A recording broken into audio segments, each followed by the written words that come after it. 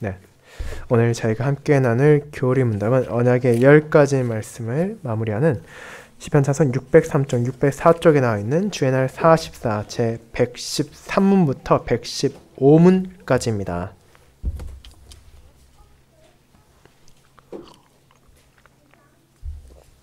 네, 함께 교리 문답을 교독하도록 하겠습니다. 하이데베르 교리 문답 주의 날 44, 제 113문. 제 10계명에서 하나님께서 우리에게 명하시는 것은 무엇입니까? 하나님의 계명에 반대되는 아주 작은 생각이나 욕망이라도 우리 마음에 일어나지 못하게 해야 하고, 오히려 우리는 항상 전심으로 모든 죄를 미워하고 모든 의 가운데 기뻐해야 합니다. 제 113은 그렇다면 하나님께로 돌아온 사람은 이 계명들을 완전하게 지킬 수 있습니까? 아닙니다. 심지어 가장 거룩한 사람이라 해도 이 생애에서 이 순종의 작은 시작만을 할 뿐입니다. 그럼에도 불구하고 그들은 열렬한 의지로 하나님의 계명의 일부분만 아니라 모든 계명에 따라 살기 시작해야 합니다. 제 115문. 만일 아무도 이 생애에서 10계명을 완전하게 지킬 수 없다면 왜 하나님께서는 10계명을 그토록 엄격하게 선포하셨습니까? 첫째, 우리가 전 생애 동안 우리의 죄된 본성을 점점 더 깨달아가고 그리스도 안에 있는 죄의 용서와 의를 더 간절히 얻으려고 하게 하기 위해서입니다. 둘째, 이 생애가 끝난 후 우리가 완성의 목표점에 도달할 그때까지 성령의 은혜를 얻기 위해 하나님께 기도하면서 하나님의 형상을 본받아 점점 더 새롭게 되기 위한 애씀을 결코 멈추지 않게 하기 위해서입니다.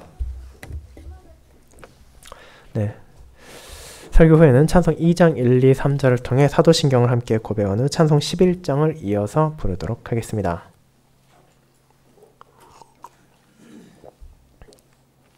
사랑하는 주 예수 그리스도 안에 있는 형제 자매님들, 우리는 자녀들이 부모의 모습을 본받는다는 것을 잘 알고 있습니다. 이것은 너무도 당연해 보이는 것처럼 여겨지는 것입니다. 아버지와 어머니의 유전자를 받은 아이들이 자신의 부모의 외형을 담는 것은 자연스러운 것이기 때문입니다. 하지만 정말로 부모의 외형만이 자녀에게 이어지느냐 하면 그렇지는 않습니다. 자녀들은 부모의 겉모습만이 아니라 그들의 말도, 그들의 행동도, 그리고 많은 경우 그들의 품성까지도 본받게 됩니다. 가정에서 함께한 동안 자연스럽게 아버지와 어머니의 말을 듣고 행동을 보며 그것이 그들의 삶 안에서 자연스럽게 어느 순간부터 드러나기 시작하는 것입니다. 그렇게 자녀들은 부모의 외형만이 아니라 그들의 내면까지도 닮아가고 있습니다. 그런데 우리는 단순히 가정의 자녀들만이 그런 모습을 나타내는 것이 아님도 알고 있습니다. 어린 시절부터 친하게 지냈던 친구의 모습이 내게서 드러나기도 하고 직장 동료의 말버릇이 옮겨질 때도 있습니다. 그렇게 충분히 긴 시간을 누군가 함께하기만 한다면 우리는 서로 간에 영향을 주고받아서 때로는 긍정적인 면이, 때로는 부정적인 면이 닮아간다는 것을 알게 됩니다. 그렇다면 이제 신자로서 우리는 누구를 닮아가는지 생각해 보도록 합시다. 누구의 모습이 과연 나의 말과 행동을 통해 드러나고 나타나야 합니까? 물론 저와 여러분도 우리 주변에 있는 사람들의 크고 작은 특징들을 받아들일 것입니다. 하지만 그 어떤 존재보다도 나와 가까이 있으며 심지어 나의 부모보다도 더 크게 나를 통해 드러나야 할 분이 있다는 사실을 우리는 잊지 말아야 합니다. 그분은 바로 우리의 하늘아버지 하나님이십니다. 언약의 10가지 말씀을 통해 자신의 뜻을 알려주신 하나님께서는 그런 가르침을 통해 자신의 자녀들이 그분을 본받기를 원하시며 세상의 탐심을 사랑하는 어둠의 자녀로서의 모습을 버리고 하나님을 사랑하는 빛의 자녀로서 이 땅에서 살아가기를 바라시며 그런 이들을 참된 성과 진리로 인도하십니다. 그렇게 우리는 세상의 누군가를 본받는 것이 아니라 바로 하나님을 본받는 삶을 살아야 하며 이를 위해서는 십계명을 통해 하나님께서 우리에게 무엇을 알려주시는지를 주목해야 합니다. 오늘 저는 그와 같은 하나님의 뜻을 알려주며 언약의 10가지 말씀을 정리하는 주의 날 44를 에베소서 5장의 본문과 함께 하나님을 본받아 빛의 자녀로 행하는 신자라는 제목으로 전하고자 합니다. 그리고 이 설교를 두 부분으로 나누어서 우리가 탐심을 버리지 못하고 그것을 사랑하는 모습을 어째서 끊어내야 하는지, 그리고 주님 안에서 새롭게 된 자로서 우리가 무엇을 사랑하고 무엇을 나타내는 자세를 가져야 하는지를 함께 고백하며 우리의 모든 삶을 통해 진정으로 하나님을 사랑하고 나의 이웃을 사랑하는 모습이 나타날 수 있기를 바랍니다. 이를 첫 번째, 탐심을 사랑하는 어둠의 자녀. 두 번째, 하나님을 사랑하는 빛의 자녀라는 대조로 알아보도록 하겠습니다. 먼저 첫 번째, 탐심을 사랑하는 어둠의 자녀에 대해 알아보겠습니다. 형제님 여러분, 지난 주일 우리는 주의 날 43을 통해 제9계명의 의미가 무엇인지를 살펴보았습니다. 내 이웃에 대하여 거짓 증거하지 말라는 이 명령은 어떤 뜻을 가지고 있었습니까? 이는 너무나 당연해 보이는 잘못인 법정에서의 거짓 증언, 즉 위증을 대표로 해서 나의 입에서 나오는 모든 말이 어떠해야 하는지에 대한 하나님의 가르침이었습니다. 언약 백성들은 하나님의 은혜 가운데 살고 있습니다. 제1계명이 강조하고 이어지는 모든 계명들 또한 그 진리를 전제로 하고 있습니다. 우리는 하나님께서 내게 베푸시는 은혜를 알고 있으며 그렇게 그분께 감사하며 살아가기를 원합니다. 그리고 제9계명 역시 하나님을 향한 성도의 감사와 떼어놓을 수 없습니다. 9계명은 분명 내 이웃에 대하여 거짓 증거하지 말라는 표현으로 우리의 이웃을 사랑하는 방식을 전하고 있지만 그와 같은 사랑 역시도 하나님을 향한 사랑과 감사에 기반을 한 것이기 때문입니다. 그렇다면 생각해 보도록 합시다. 어째서 하나님께서는 우리에게 거짓을 말하는 것을 금지하십니까? 그 이유는 그분이 진리의 하나님이시기 때문입니다. 하나님께서는 결코 헛된 말을 하지 않으시며 어떤 거짓도 없으신 분입니다. 그렇게 그분은 어떤 형태로 하더라도 거짓을 기뻐하지 않으십니다. 결국 거짓이란 무엇입니까? 그것은 진리를 왜곡하는 것이며 기만하는 것입니다. 타인을 속이는 것입니다. 그 사실이 포로 시대를 마치고 돌아온 이스라엘들에게 전해지지 않았습니까? 스가랴 8장에서 그분께서 분명히 선언하십니다. 진리를 말하며 진실된 재판을 베풀고 서로 해하지 말며 거짓 맹세하지 말라고 말입니다. 어째서입니까? 하나님께서 그 모든 일을 미워하시기 때문입니다. 그렇게 거짓을 미워하시는 진리의 하나님께서 바로 나의 주님, 나의 하나님이시기 때문에 우리는 모든 형태의 거짓과 기만을 배척할 뿐 아니라 내 입에서 하나님의 공의와 사랑이 나오기를 소망합니다. 그렇게 신자는 마땅히 거짓 증언만이 아니라 타인의 말을 왜곡해서도 안 되고 사람에 대해서 험담하거나 비방해서도 안 되며 사정을 듣지도 못한 채 남을 정죄하거나 그런 이들에게 가담해서도 안 됩니다. 결국 그 모든 것들은 하나님의 진리에 속한 것이 아니라 마귀의 거짓 아래 있는 것이기 때문입니다. 그렇다면 이제 우리의 입에서 무엇이 나와야겠습니까? 물론 내 입에서 나와야 하는 것은 진실과 진리가 되어야 하지만 단순히 거기에서 멈추지 말아야 한다는 것이 제 112문답입니다. 그것은 그저 사실로서의 진실을 넘어서 이웃을 사랑하고 돕기 위한 진리가 되어야 한다는 것입니다. 우리는 얼마든지 진실을 통해서 타인을 공격할 수 있고 비난할 수 있습니다. 하지만 우리의 입에서 나오는 것은 그런 진실이 아니라 그의 명예와 신망을 지켜주고 증진시켜주는 진리가 되어야 합니다. 즉 우리의 말을 통해서 그들을 위로하고 그들을 격려하며 또한 그들이 잘못된 길을 갈 때는 권면할 수 있도록 해야 된다는 것입니다. 그리고 이를 위해 가장 필요한 것은 결국 무엇이었습니까? 하나님의 복음이 바로 나의 입의 중심에 서 있어야 한다는 것입니다. 그렇게 할 때야 비로소 우리는 나의 말을 통해서도 하나님께 영광을 돌리며 나의 이웃을 사랑할 수 있습니다.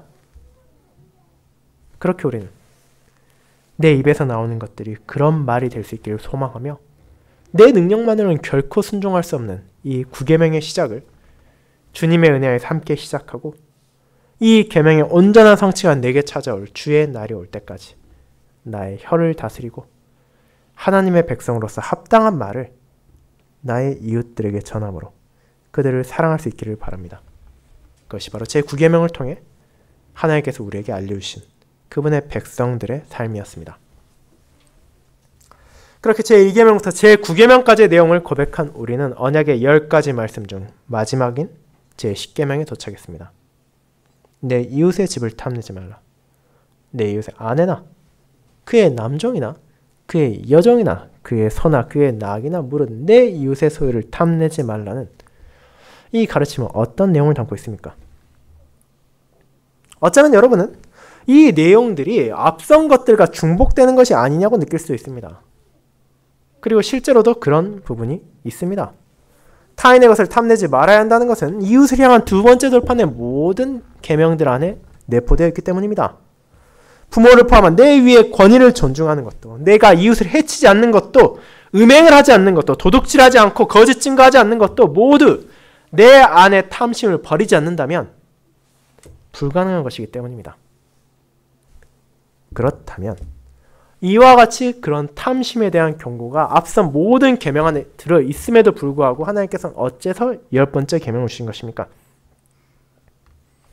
교리문답을 작성한 우르시누스를 포함한 종교개혁자들은 이 가르침에 대해 앞선 모든 계명들을 정리하는 것이며 10계명 전체에 대한 일반적인 법칙과 해석이자 그저 외적으로만 이 계명을 순종하면 된다고 생각하는 어리석은이들을 깨우치기 위해 우리의 내적인 면까지도, 즉 우리의 마음까지도 하나님께서 요구하시는 말씀이라고 정리합니다. 그렇게 실제 우리 교리문답에서도 그와 같은 내용이 나오고 있습니다. 제113문답에서는 하나님의 계명에 반대되는 아주 작은 생각이나 욕망이라도 우리 마음에 일어나지 못하게 해야 한다고 고백하고 있기 때문입니다. 즉 우리는 이 계명을 통해 언약의 10가지 말씀을 정리하며 이 계명들이, 특별히 이웃을 향한 계명들도 그저 타인의 눈에 보이는 방식으로만, 외적인 형식으로만 지킬 수 있다고 생각하는 것이 아니라 그 안에는 항상 나의 마음까지도 하나님의 뜻에 따라 다스림을 받아야 한다는 것을, 탐심을 버려야 한다는 것을 고백하는 것입니다. 그리고 이와 같은 가르침은 실제로는 언약의 10가지 말씀에만 한정된 것이 아니라 구약성경과 신약성경의 다양한 곳에서 계속해서 강조되고 있습니다.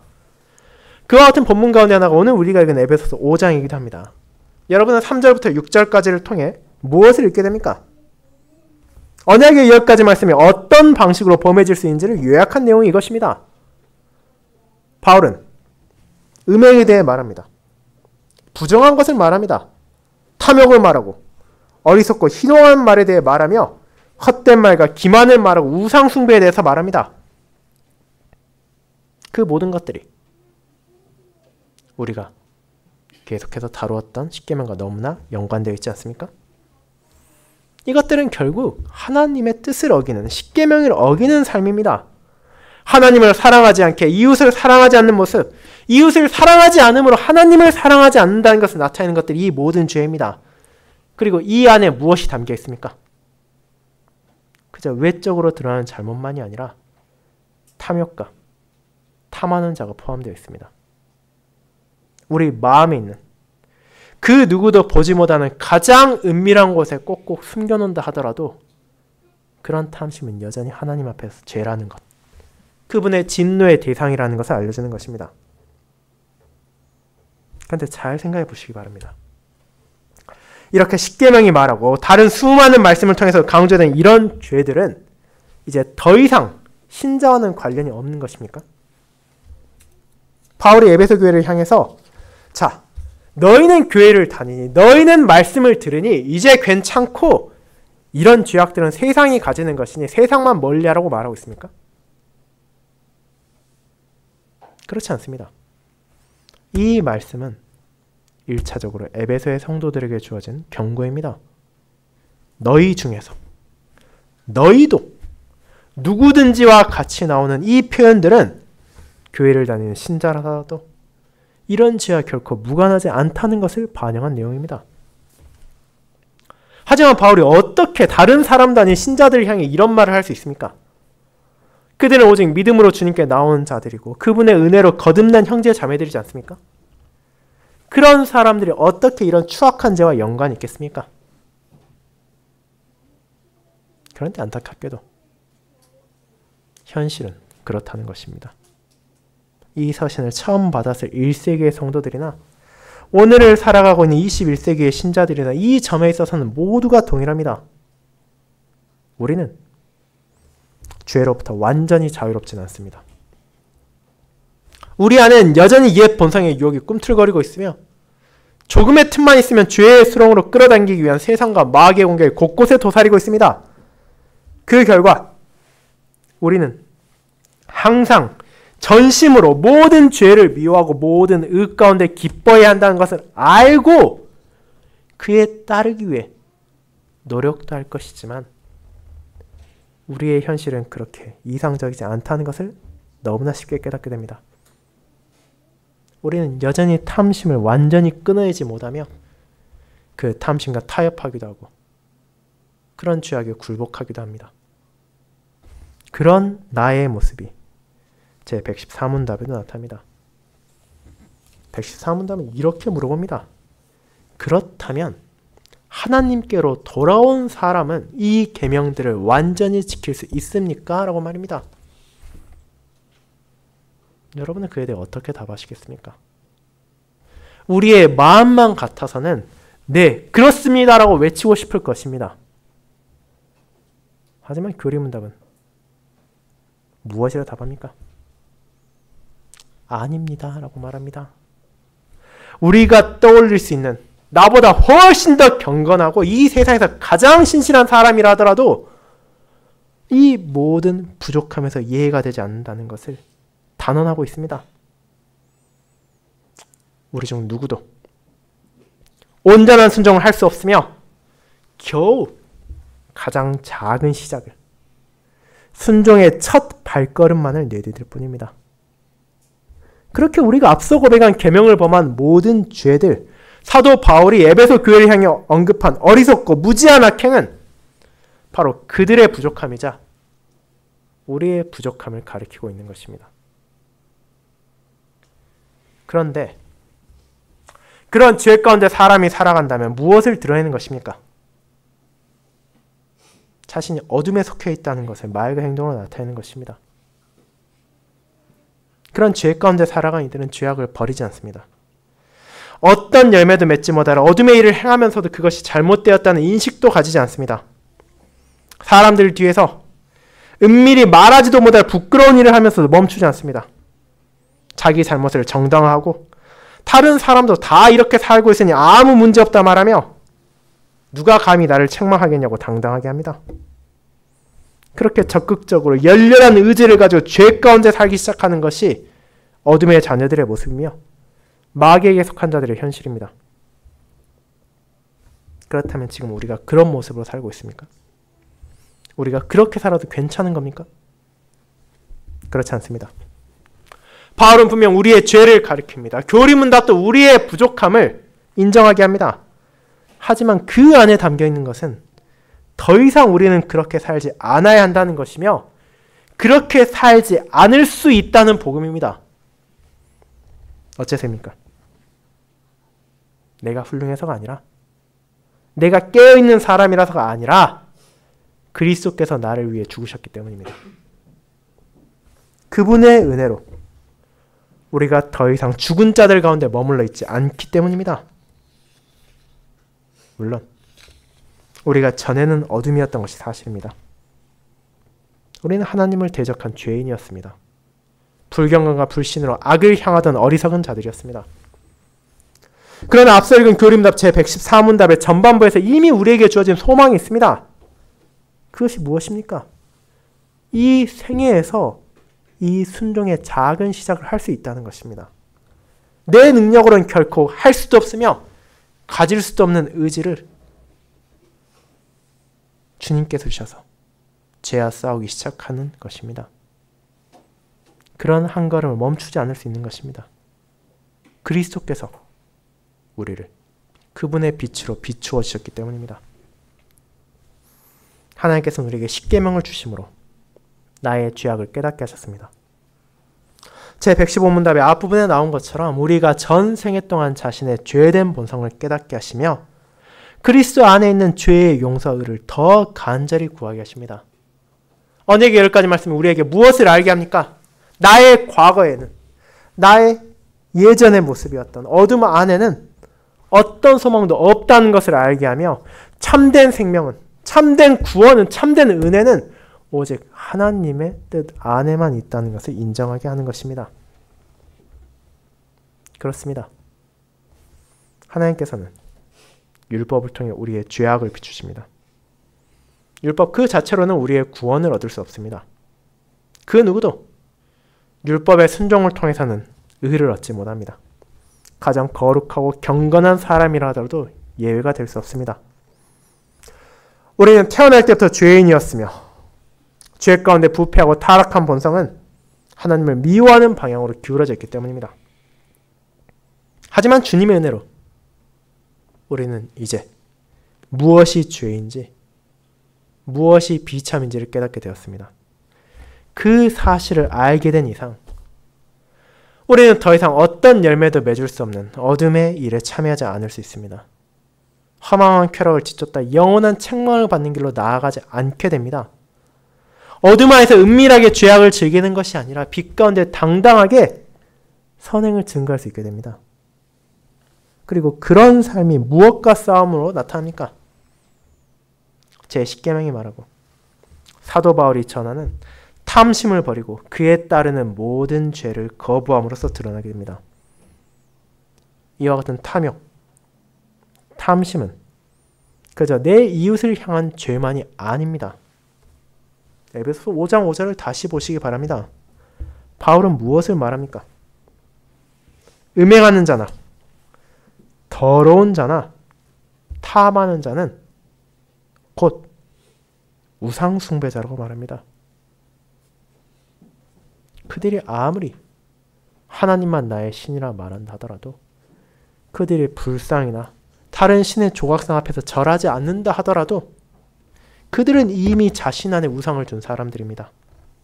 음행과 부정한 행동과 탐심은 그 마음에서 이미 하나님의 자리를 밀어내고 죄악을 중심에 두게 합니다. 그렇게 나의 입에서 무엇이 나오고 내 생각과 내 행동이 죄 가운데 머무른다면 그것은 하나님이 아니라 마귀를 사랑하는 것이며 빛이 아닌 어둠에 속해 있음을 드러내는 것입니다. 그리스도의 사랑을 받은 사람들, 그분의 은혜로 거듭난 사람은 그런 과거와 결별하고 새로운 삶을 살아야 합니다. 분명 우리의 능력으로는 그런 죄와 온전히 싸울 수 없으며 그에 대한 유혹은 이 땅의 삶에서 멈추지 않을 것입니다.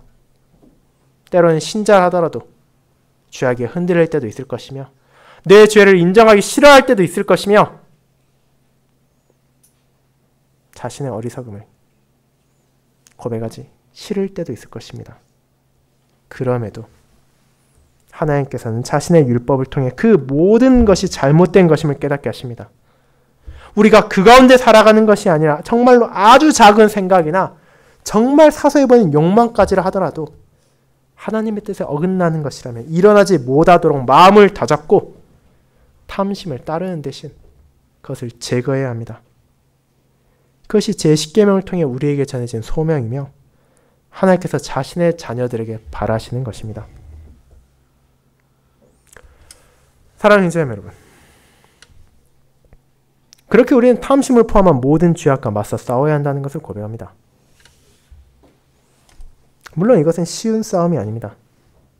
죄가 그렇게 쉽게 제거될 수 있는 것이라면 신자가 가볍게 이런 탐심을 이기고 빛 가운데만 걸어갈 수 있다면 굳이 사도를 통해 하나님께서 이런 글을 전하실 필요도 없을 것이며 이런 경고가 계속해서 말씀에서 강조되지도 않을 것입니다. 그러나 우리는 여전히 부족하며 거룩하고 경건한 삶보다는 탐욕과 음란과 부정과 거짓에 기울고자 하는 내 본성을 따르고자 하는 유혹이 남아 있습니다. 하지만 그것이 어떤 열매도 맺을 수 없다는 것을, 책망받아 마땅한 잘못이라는 것을 언약의 10가지 말씀은 전해줍니다. 우리의 죄된 본성을 바로 주님의 빛으로 비추어 깨닫게 하며 자신 안에서 죄의 용서와 의를 구하는 것이 아니라 오직 그리스도 안에 있는 생명을 바라보게 하며 그런 복음으로 우리를 인도하는 것입니다. 그렇게 우리는 깨어 죽은 자들 가운데서 일어나 참된 빛 가운데 살아가야 합니다. 바로 그것이 에베소서를 통해 전해지는 것이며 제10계명이 우리에게 알려주는 것이기 때문입니다. 그것이 두 번째, 하나님을 사랑하는 빛의 자녀로 이어집니다. 성도 여러분, 그렇게 우리는 죄를 미워하고 죄와의 싸움을 계속해야 한다는 것을 듣고 고백했습니다.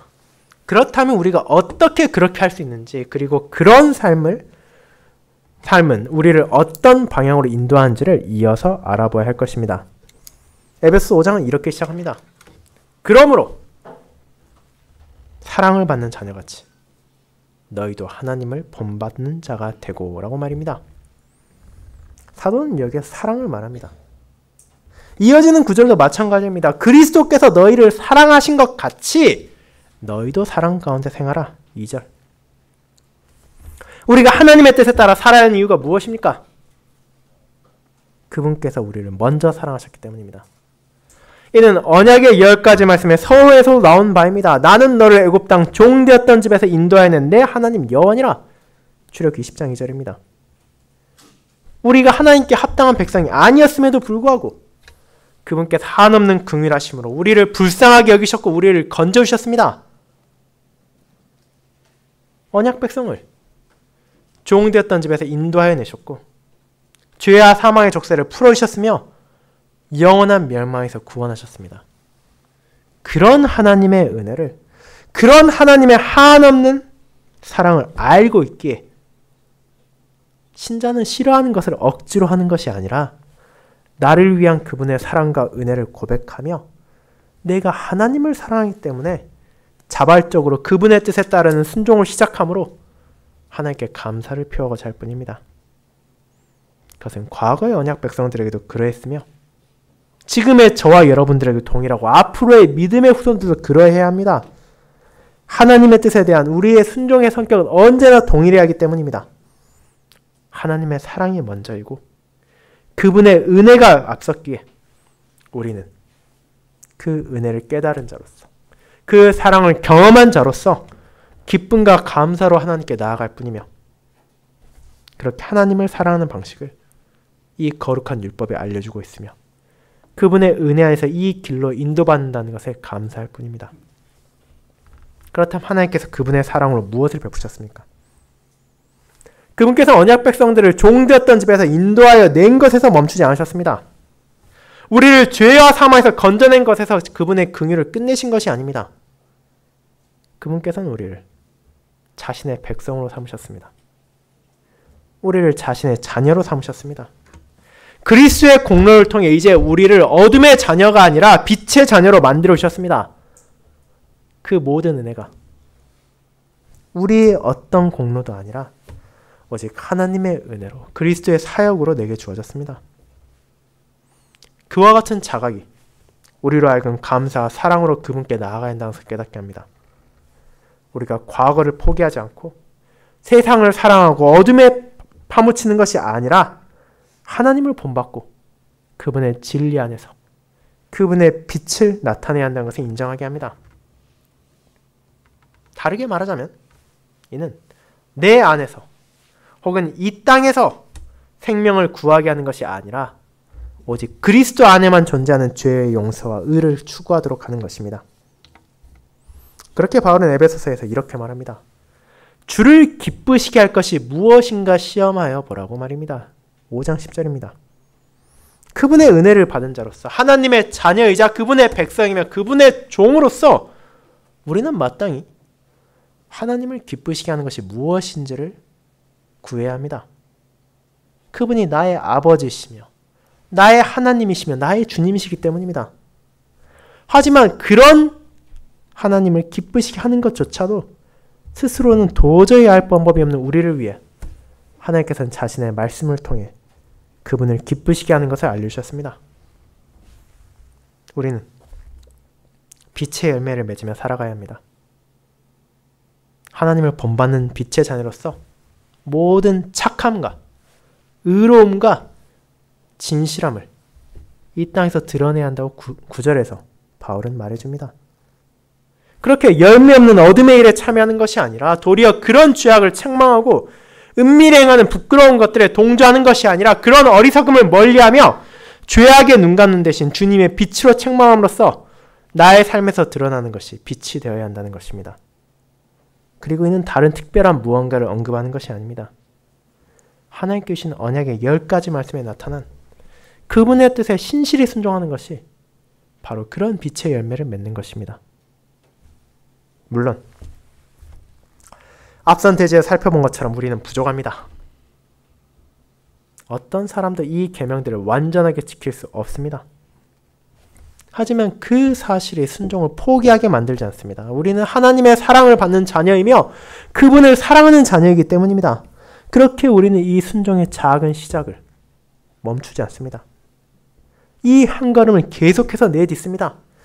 주님의 은혜로 자유롭고 기쁘게 그분의 뜻에 순종할 수 있게 되었음을 계속해서 감사합니다.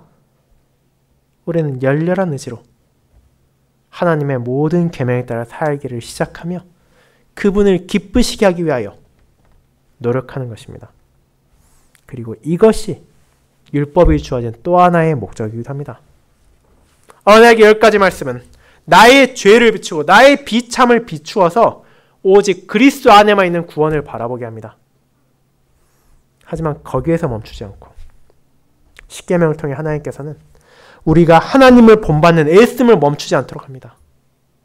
우리의 완성의 목표점을 알려주시고 우리에게 약속된 온전한 빛의 열매가 어떤 것인지를 깨닫게 하심으로써 내가 비록 이 땅에서 온전한 거룩에 도달하지 못할지라도 하나님을 향한 사랑 안에서 그분의 거룩함을 따라 걸어갈 때 그 길의 끝에 얼마나 아름다운 영광이 기다리고 있는지를 맛보게 하시는 것입니다. 그 완성의 목표점은 우리가 영원히 도달할 수 없는 장소가 아니라 주님의 날 확실히 내게 주어질 장소입니다. 그렇게 그런 영광의 순간을 알고 그 길을 나아가는 걸음을 멈추지 않으며 우리는 순종의 한 걸음을 내딛고 빛의 열매를 계속해서 맺어가야 합니다. 그런 과정에서 우리에게 끝없이 필요한 것이 바로 이어지는 교리문답의 마지막 단락인 기도입니다. 우리가 그 길을 스스로의 능력으로 나아갈 수 없기에 우리는 겸손히 주님의 은혜를 구합니다. 그분의 형상을 본받아 점점 더 새롭게 되기 위한 길로 인도해 주시기를 간구합니다. 우리가 진실로 감사할 수 있도록 죄와 비참을 깨닫게 하는 것이 하나님의 은혜인 것처럼 우리가 빛의 자녀들처럼 행하기 위해 진리로 인도되는 것도 하나님의 은혜로만 가능합니다. 그렇게 우리는 주 안에서 비치며 주 안에서만 빛의 자녀로만 행할 수 있습니다. 이를 알고 있기에 이를 구하는 모든 이들을 율법은 기도로 인도하는 것입니다. 사랑하는 성도 여러분, 그렇게 우리는 빛 가운데 거하는 자가 되었습니다. 우리 자신의 안에서 스스로 어떤 빛이 나오는 것이 아닙니다. 그러나 그리스도 안에서 그분의 빛이 나의 삶을 통해 세상에 비추어질 수 있습니다. 우리를 통해 드러나는 것은 더 이상 어둠이 아니라 주님의 빛이며 어둠의 일이 아니라 빛의 열매가 되어야 합니다. 그리고 이런 신자의 삶을 사도 바울은 어떻게 말합니까? 14절은 이렇게 말합니다. 잠자는 자여 깨어서 죽은 자들 가운데서 일어나라고 말합니다. 죽은 자들 가운데 계속해서 함께하며 그들과 같이 어둠으로 빠져드는 것이 아니라 그 자리에서 일어나서 주님께서 우리를 인도하시는 진리의 길로 그분의 뜻 안에서 빛으로 우리는 나아가야 하는 것입니다. 그렇게 깨어있는 삶은 다른 무언가가 아닙니다. 우리가 계속해서 고백한 십계명에서 전해진 하나님의 뜻에 순종하는 것입니다. 이 생애가 끝난 우리가 도달할 목표점을 바라보고 성령 하나님의 인도에 따라 하나님을 사랑하며 이웃을 사랑하기 위한 노력을 멈추지 않는 것입니다.